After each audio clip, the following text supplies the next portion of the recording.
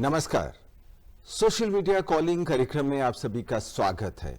और दोस्तों, हम सब जानते हैं कि बदलाव प्रकृति का नियम है और हर व्यक्ति बदलाव चाहता है। और जब बदलाव की बात आती है तो लगातार कुछ ना कुछ नए परिवर्तन, नए बदलाव आते जा रहे हैं। और आजकल हम सोशल मीडिया की बात करते हैं और सोशल मीडिया में इस कदर बदलाव आ रहे हैं, परिवर्तन आ रहे हैं कि हम देखते देखते दंग रह जाते हैं। और इसी सब को देखते हुए दूरदर्शन ने भी चाहा कि हम कुछ परिवर्तन लाएं, बदलाव लाएं और धीरे धीरे सब कुछ हमारे समक्ष आता रहे। सोशल मीडिया कॉलिंग कार्यक्रम में हम विभिन्न मुद्दों पर चर्चा करेंगे और आज के कार्यक्रम में हमारे साथ हैं श्रीमती रंजू प्रसाद। आप पूर्व चीफ जनरल पोस्टमास्टर रही हैं और हम आपको ये भी बता दें कि गायकी के क्षेत्र में आपने काफी कुछ काम किया है और डिजिटल क्रिएटर की बात करें तो आपने भी अपने फुटप्रिंट्स जो हैं वो डिजिटल मीडिया में छोड़े हैं। और आपको आज के कार्यक्रम में आपका स्वागत करते हैं। नमस्कार। धन्यवाद। और हमारे साथ श्री एस प्रसाद हैं, श्याम सुंदर प्रसाद, एक्स होम सेक्रेटरी हरियाणा आप रह चुके हैं। और अगर हम गायकी की बात करें तो आप भी गाते हैं और साथ ही साथ अगर हम डिजिटल मीडिया की बात करते हैं तो डिजिटल मीडिया में भी आपको देखा जाता है, आपने भी छाप छोड़ी है। और डिजिटल मीडिया की बात करते करते हम यही कहेंगे कि आपका भी स्वागत है हमारे इस कार्यक्रम में। नमस्कार। और बहुत बहुत धन्यवाद आपका और सारे दर्शकों को हमारा नमस्कार। और जब हम सोशल मीडिया की बात करते हैं तो सोशल मीडिया आज हमारे सामने मुंह बाए खड़ा है। इधर देखें तो सोशल मीडिया है, इधर देखें तो सोशल मीडिया है, सामने देखते हैं तो सोशल मीडिया है, पीछे देखें तो सोशल मीडिया की कई आवाजें हमारे कानों में सुनाई देती हैं। यूं कहें कि सोशल मीडिया जो है हम सबको घेरे हुए है। और उस घेरे में हमारे पास क्या है? कुछ जानकारियां बहुत अच्छी होती हैं, कुछ जानकारियां ऐसी होती हैं जो शायद हम नकार भी दें तो चलेगा, लेकिन जब लगातार हैमरिंग होती रहती है तो वो अच्छी बन जाती हैं। और कहते हैं कि सोशल मीडिया पर जब मर्जी आप जो मर्जी कहते हो सब चलता है, क्योंकि कोई पाबंदिश तो है नहीं है।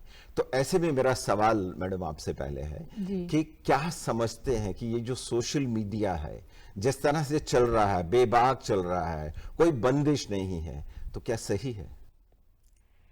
जी, ये भी एक प्रकार की संचार क्रांति है जो एक व्यक्ति को या समाज को दूसरे लोगों से जोड़ती है। अगर हम लोग दवाई हो चाहे कुछ भी हो, अगर एक लिमिटेड मात्रा में लें, चीनी भी अगर लिमिटेड मात्रा में लें तो मीठा लगता है, लेकिन जब कोई चीज ज्यादा हो जाती है, अति सर्वत्र वर्जयेत, तो उस समय इस पर कहीं तो एक जरा सी कुछ डिसिप्लिन होनी चाहिए, पाबंदी होनी चाहिए। जी बिल्कुल सही कहा आपने, पाबंदी होनी चाहिए। और कहीं ना कहीं अगर पाबंदी हमें दिखती है तो ये भी रहेगा कि हम थोड़ा सा संयम से काम करेंगे। नहीं तो ये रहता है कि हम सब कुछ छोड़ देते हैं और सोचते हैं कि सोशल मीडिया पर तो जो मर्जी पोस्ट कर दो और जो देखने वाला है वो देख ही लेगा। प्रसाद साहब, आप क्या समझते हैं कि कहीं ना कहीं कोई डिसिप्लिन जो है वो काम करेगा और करना चाहिए? ये बड़ा एक आपने ज्वलंत मुद्दा उठाया है। और सोशल मीडिया, जैसे हम लोग जब स्कूल कॉलेज में थे तब ये शब्द भी नहीं था और सोशल मीडिया में नहीं था। जो भी मीडिया था वो इलेक्ट्रॉनिक मीडिया था, प्रिंट मीडिया था, टीवी पे खबरें आती थी और अखबारों में पढ़ते थे। बट पिछले कुछ सालों में सोशल मीडिया जिस तरीके से आया है, इसने समाज को बदल दिया है। और अगर ये मैं कहूँ कि सोशल मीडिया प्रिंट और इलेक्ट्रॉनिक मीडिया से कहीं आगे निकल जाए या उसका अपना स्थान है, तो ये कोई अतिशयोक्ति नहीं होगी। सोशल मीडिया पे कोई आज के दिन बंदिश नहीं है। हर व्यक्ति कोई जानकारी देना चाहता है, दे सकता है, अपने विचार रख सकता है, डिस्कशन चलता है एंड हर तरह के विचार आते हैं। ये बात सही है कि मुझे हरियाणा गवर्नमेंट में गृह सचिव रहने का सौभाग्य मिला है और 2 साल मैंने काम किया है। बट कोई भी चीज़ बगैर अनुशासन के नहीं चल सकती है।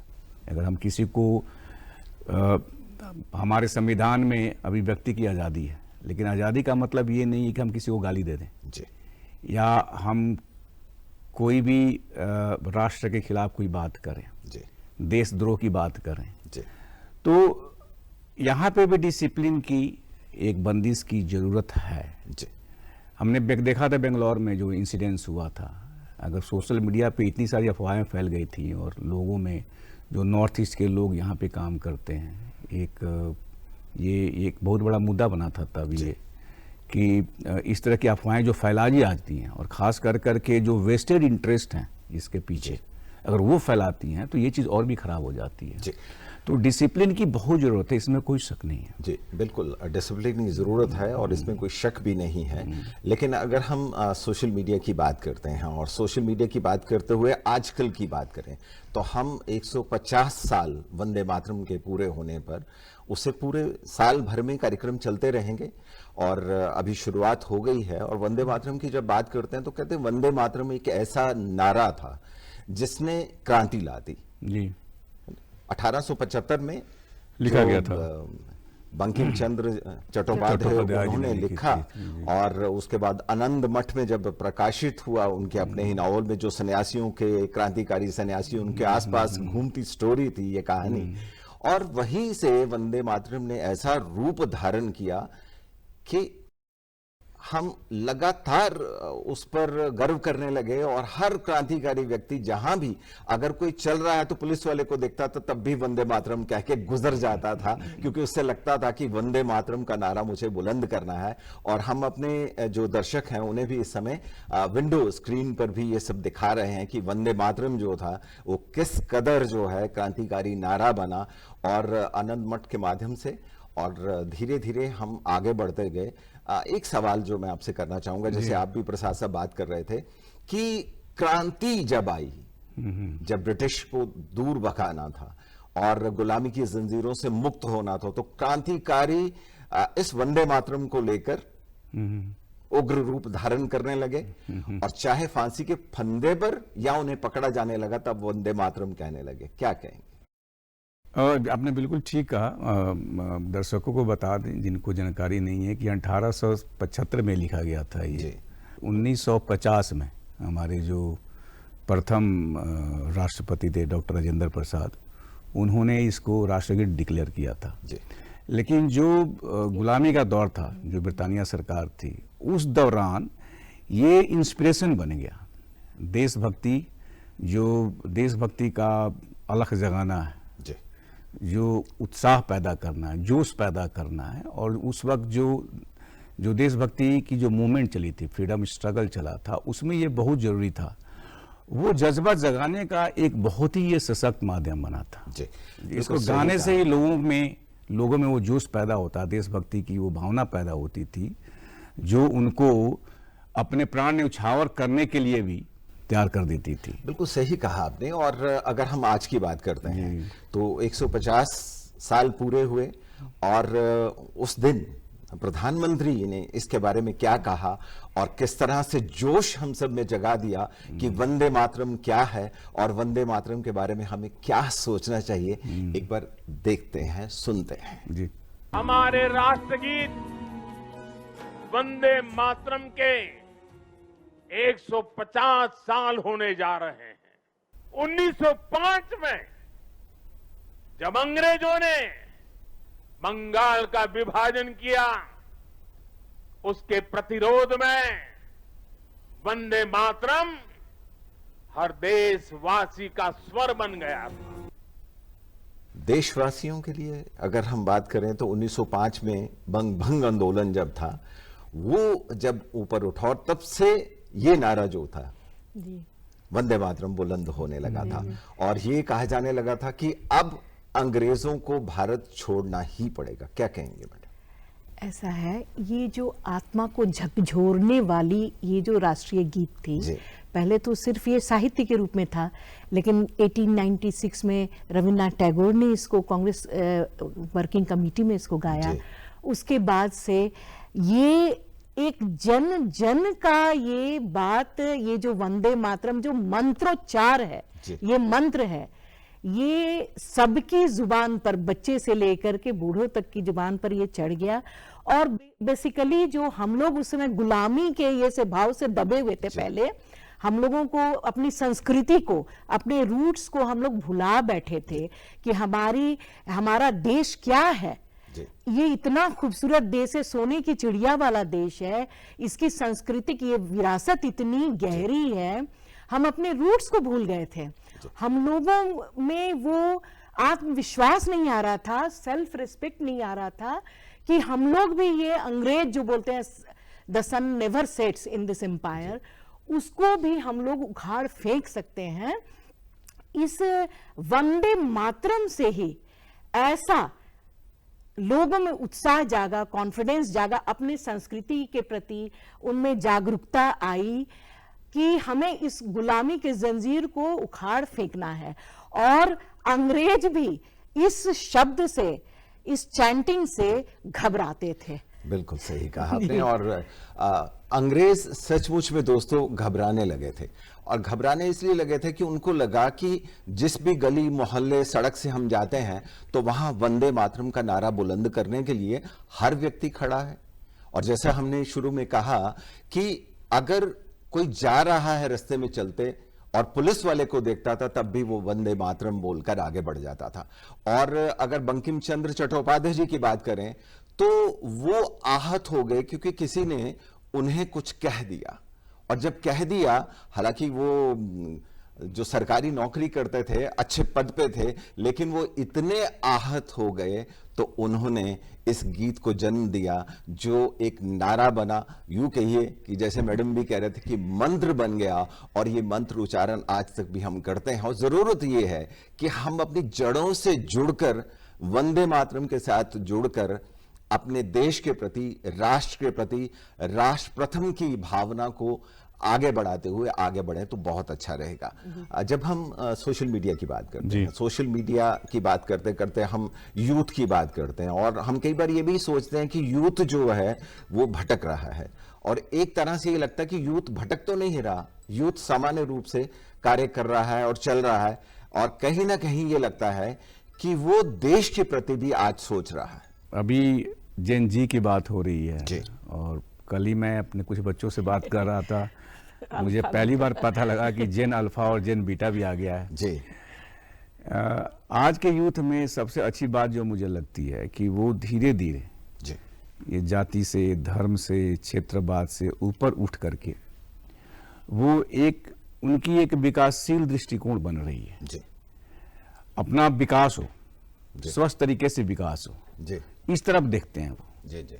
बाकी चीजें बात की हैं, और ये बहुत अच्छी सोच है, ये बहुत अच्छा बदलाव है।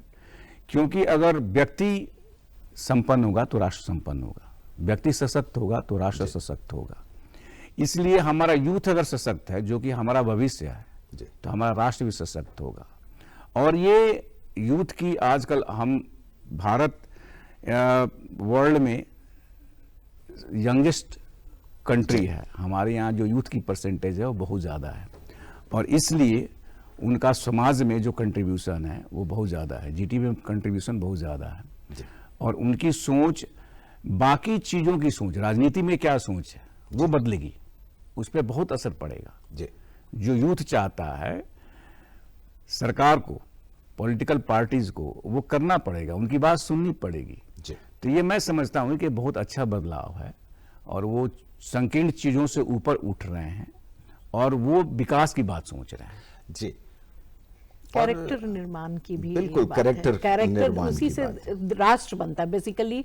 जैसे आपके व्यक्ति होंगे, सिटीजन्स होंगे, जो यूथ है, यही आपका जनरेशन, यही भविष्य है हम लोगों के देश का। इनका कैरेक्टर अच्छा है, ये अपने राष्ट्र प्रथम को यदि सोचते हैं और ये अपनी जड़ों से जुड़े हुए हैं, तो पलायन जो हो रहा था दूसरे अमेरिका, जो बौद्धिक पलायन हो रहा था, वो भी नहीं होएगा। अभी मैं किसी से बात कर रही थी तो वो बोला कि मैं डिफेंस रिसर्च, उसकी मदर डॉक्टर हैं और अच्छे परिवार से हैं, लेकिन वो बोला कि मैं डिफेंस रिसर्च में जाऊंगा, कलाम जी जैसा मैं काम करूंगा। तो लोगों का ये है कि पैसे कमाने के बदले वो राष्ट्र के लिए कुछ करना चाहते हैं। यूथ आजकल उनमें ये भावना आ रही है। बिल्कुल, और राष्ट्र के लिए कुछ करना चाहते हैं, और राष्ट्र के लिए करते करते यूथ क्या सोचता है, उनकी भावनाएं क्या है।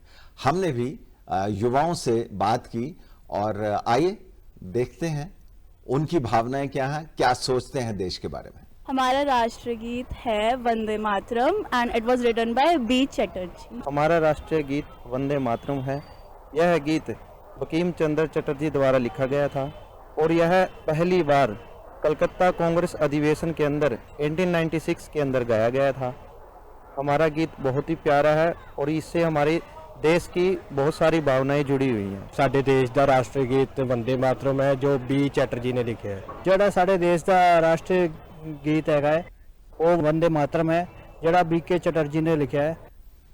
जी देखिए, बिल्कुल सही बात हमारे समक्ष आई है और हम यूथ की बात जब हम करते हैं तो एक नैरेटिव गलत सा साबित कर रहे थे कि यूथ जो है वो भटक रहा है और यूथ को पता नहीं है किस तरफ जाना है। लेकिन जब हम अभी अपनी विरासत की बात करते हैं, वंदे मातरम की बात हम जब सुन रहे थे, वंदे मातरम की बात करते हुए यूथ पूरी तरह से जो है भावनाओं में बहता भी है और जानता भी है, परिचित है। और वो यहां तक बता रहा है कि बंकिम चंद्र चट्टोपाध्याय जो था उन्होंने लिखा था, नाम तक याद है। और ये यूं कहिए कि गर्व की बात है। और वैसे भी कहते हैं कि जब वंदे मातरम का नाम लिया जाता है तो गौरव में हम हो जाते हैं, गर्व की अनुभूति होती है। और हमें वंदे मातरम पुकारते हुए संकल्प भी लेना होगा कि हम अपने देश को, अपने भारत को लेकर आगे बढ़ेंगे। ऐसे में जब हम वंदे मातरम की बात करते हैं और वंदे मातरम के बहुत सारे स्टैंजर्स की बात करते हैं, क्या कहना चाहेंगे? देखिए, वंदे मातरम में वैसे तो 4 स्टैंजाज हैं। शुरू के उसमें स्टैंजाज में अपनी भारत माता की सुंदरता का यहाँ अच्छा पानी है, अच्छी हवा है और चंद्रमा इसको आलोकित करती है। और ये भी उसमें आया है, नारी तुम अबला नहीं हो, इस तरह से कि तुम सशक्त हो, तुमने इन अंग्रेजों का या जो भी इस गुलामी की बेड़ियों को तोड़कर इनका संहार करने की शक्ति है, तुम सुख देने वाली हो, तुम वरदान देने वाली हो। जब इस तरह की भावना आती है तो लगता है कि सच में हम में अदम्य साहस, अदम्य शक्ति। और मुझे तो लगता है इस एज में मुझे लगता है मैं भी 25-26 साल की हो गई हूं और मुझे भी इतना उत्साह और ये आ रहा है, गर्व लग रहा है कि हमारा देश ऐसा है जहां पर इतने प्राकृतिक संसाधन हैं और यहाँ के लोग इतने देशभक्त हैं। और ऊपर में जननी जन्म भूमिश्च स्वर्गादपि गर्यसी, जो हमारी माता के समान है, जो भारत माता है, उनकी गोदी में हम लोग पले बढ़े हैं, वही हमें सारा दे रही हैं। तो हमारा भी एक कर्तव्य बनता है कि हम अपने काम के जरिए, हम अपने जो भी हमसे बन सकता है वो हम भी देश को ऐसे लौटाएं अपनी ओर से। और यूथ के साथ तो कहना ही क्या, उनके साथ तो अदम्य साहस और उत्साह बन जाता है। जी प्रसाद साहब, आप क्या कहना चाहेंगे जब हम वंदे मातरम का उच्चारण करते हैं या वंदे मातरम कहीं पे भी जब जो पढ़ा जा रहा है और गुनगुनाया जा रहा है, तो ऐसे में क्या भावनाएं उत्पन्न होती हैं भीतर से? ये बात तो कई बार आ चुकी है कि जब जैसे वंदे मातरम गाते हैं तो अंदर से एक अदम्य साहस, अदम्य जोश, शक्ति का संचार होता है। जैसे कि वार क्राई होता था, आर्मी में रेजिमेंट होता है, हर रेजिमेंट का एक वार क्राई होता है, हर हर महादेव। तो जब ये लिखा गया था तो भारत गुलाम था और ब्रिटिश शासन था और उस वक्त वंदे मातरम ने जो देशभक्ति का अलख है उसको जगाने का काम किया। लेकिन अब जबकि 1947 में हमें आज़ादी मिल गई और जो नया यूथ है उन्होंने गुलामी का दौर नहीं देखा है और उसके लिए क्या बलिदान किए गए हैं वो किताबों में पढ़ते हैं। तो अब हमारा जो लक्ष्य है विकासशील भारत से विकसित भारत, जो माननीय प्रधानमंत्री ने संकल्प लिया है 2047 तक भारत को हम विकासशील भारत से ऊपर उठ कर विकसित भारत बनाएंगे।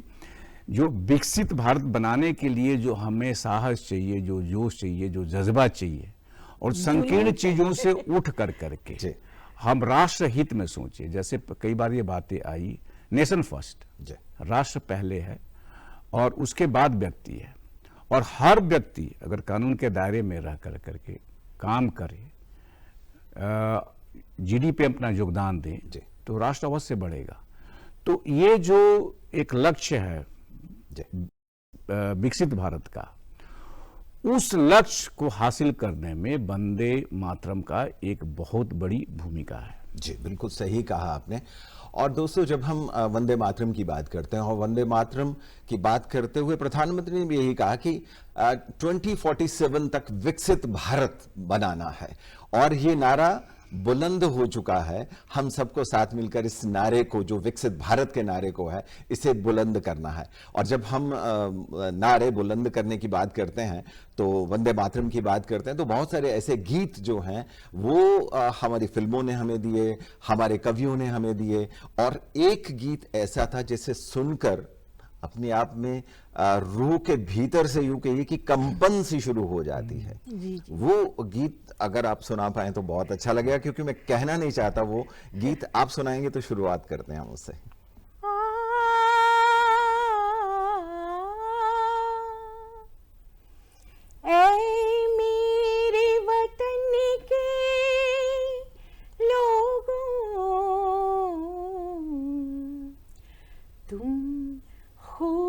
लगा लो नारा, ये शुभ दिन है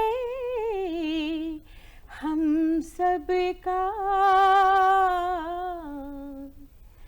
लहरा लो तिरंगा प्यारा, पर मत भूलो सीमा पर वीरों ने है प्राण गवाए, कुछ याद उन्हें भी कर लो, कुछ याद उन्हें भी कर लो, जो लौट के घर ना आए, जो लौट के घर ना आए। सच में दोस्तों, जब ये गीत सुनते हैं तो रूह के भीतर से एक ऐसी भावना उत्पन्न होती है, उन सब के प्रति नतमस्तक होने का जी करता है जो सचमुच में लौट के कभी घर नहीं आए, लेकिन अपने देश के लिए अपना सर्वस्व न्यौछावर कर दिया, अपने प्राणों की आहुति दे दी। आज समय इजाज़त नहीं देता कि हम इस कार्यक्रम को और आगे बढ़ाएं, हालांकि मन तो करता है। रंजू प्रसाद मैडम और श्याम सुंदर प्रसाद जी, आप हमारे कार्यक्रम में आए और सोशल मीडिया कॉलिंग में इतनी अच्छी बातचीत हुई और बहुत अच्छा लगा। लेकिन हम ये भी चाहेंगे कि एक गीत अगर आप भी थोड़ा सा सुना दें तो और भी प्रोग्राम में एक नई छटा जो है वो बन पाएगी। मैं कोई प्रोफेशनल सिंगर नहीं हूँ, और मैडम ने इतना अच्छा गाना गाया, बट मैं कोशिश करता हूँ। मुकेश जी का ये गीत है और देशभक्ति की गीत है, और ये हर परिवेश में, हर समय में बड़ा ही रेलेवेंट है। छोड़ो कल की बातें, कल की बात पुरानी, नए दौर में लिखेंगे मिलकर नई कहानी। हम हिंदुस्तानी, हम हिंदुस्तानी, हम हिंदुस्तानी, हम हिंदुस्तानी। छोड़ो कल की बातें, कल की बात पुरानी, नए दौर में लिखेंगे मिलकर नई कहानी। हम हिंदुस्तानी, हम हिंदुस्तानी, हम हिंदुस्तानी, हम हिंदुस्तानी। बिल्कुल दोस्तों, हम हिंदुस्तानी और हिंदुस्तान की बात करेंगे, नई कहानियां लिखेंगे और नई कहानियां लिखते हुए एक विकसित भारत की ओर आगे बढ़ेंगे। आप दोनों हमारे कार्यक्रम में आए, आपसे बहुत अच्छी बातचीत हुई, आपका बहुत बहुत धन्यवाद। और दोस्तों, हमारा ये जो कार्यक्रम है, आप डीडी पंजाबी और डीडी पंजाबी के सैटेलाइट चैनल्स और सभी सोशल मीडिया पर इसे देख सकते हैं। और साथ ही साथ अगर हम डीडी हरियाणा की बात करें, डीडी हरियाणा के सभी जो सैटेलाइट प्लेटफॉर्म है और सोशल मीडिया पर इस कार्यक्रम को देखा जा सकता है और वेव्स ओटीटी प्लेटफॉर्म वेव्स पर भी अब इस कार्यक्रम को देख सकते हैं। और अगर आपके दिल में कोई सुझाव है या किसी एक विशेष टॉपिक पर आप सोशल मीडिया कॉलिंग पर हमसे चाहते हैं कि हम उस तरह का कार्यक्रम करें, तो आप अपने सुझाव hopchandigarh@gmail.com पर हमें भेज सकते हैं। और अब सर्वप्रिय निर्मोही को आज का कार्यक्रम संपन्न करने की इजाजत दीजिए। नमस्कार।